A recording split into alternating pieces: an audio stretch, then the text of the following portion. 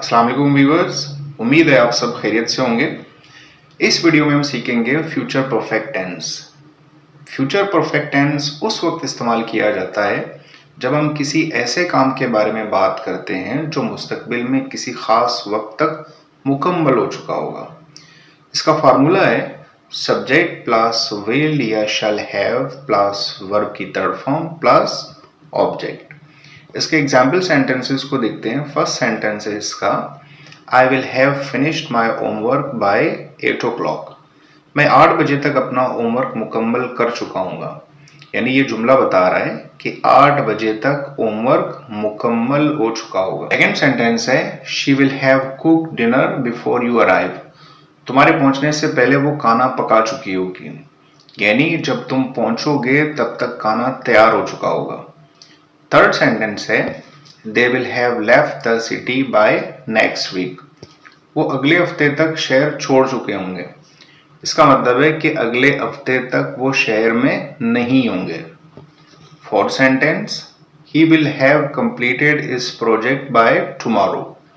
वो कल तक अपना मंसूबा मुकम्मल कर चुका होगा। यानी इस सेंटेंस में कह रहे हैं कि कल के इख्तिताम तक प्रोजेक्ट मुकम्मल हो जाएगा। Fifth sentence, we will have learn English before the exam. हम इम्तहान से पहले अंग्रेजी सीख चुके होंगे। यानी इम्तिहान आने से पहले हम अंग्रेजी पर उबूर हासिल कर चुके होंगे।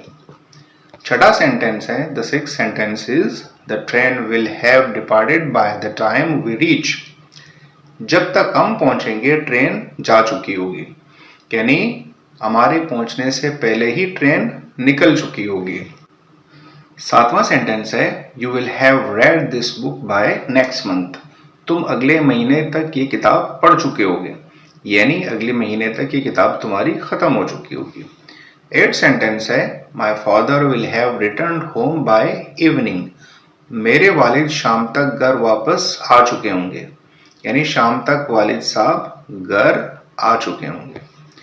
नाइन्थ सेंटेंस है, the teacher will have checked all the papers. उस्ताद तमाम पेपर्स चेक कर चुका होगा।